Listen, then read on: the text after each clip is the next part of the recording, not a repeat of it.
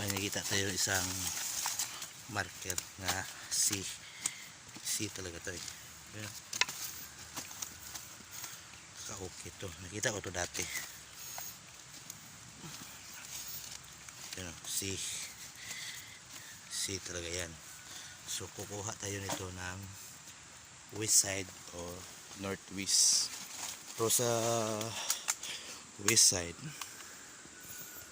yan, sa west side may tamaan tayo dyan niya parang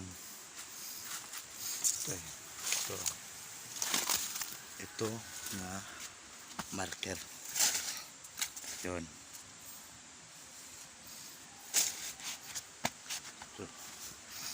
12 inches. So pa-drop siya papuntang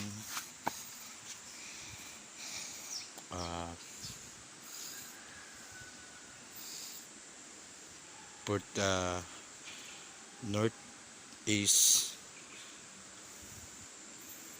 30 degree yang tamaan natin. Yan ang spot natin niya bato. Yun, ito nga bato. Yan, para siyang corals.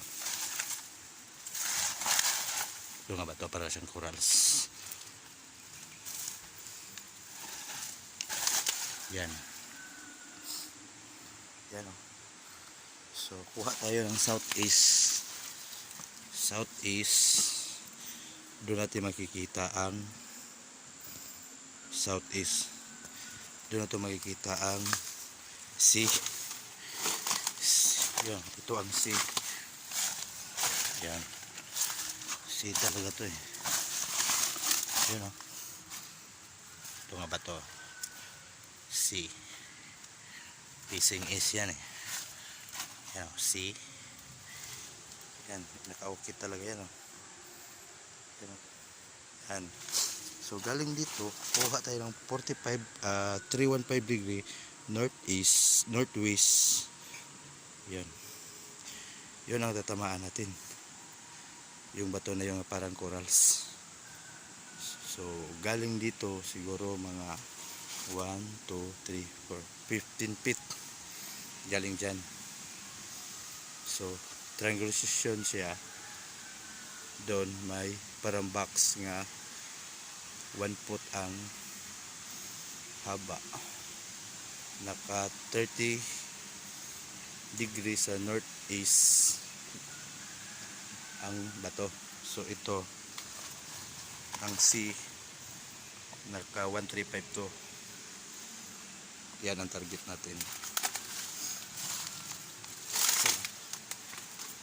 So nasa gitna to ng malaking bato. Itong bato na to, so yan. Yan, tatlong bato nasa gitna to siya. Yan o. Yan. So sekreto na lang pag ano nito,